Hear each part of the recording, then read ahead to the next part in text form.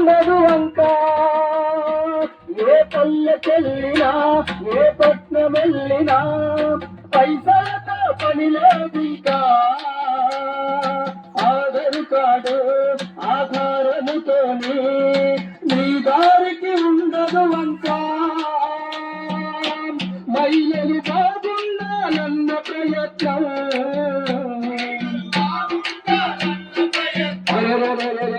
తక్కువ చూతను మనకున్న ప్రభుత్వం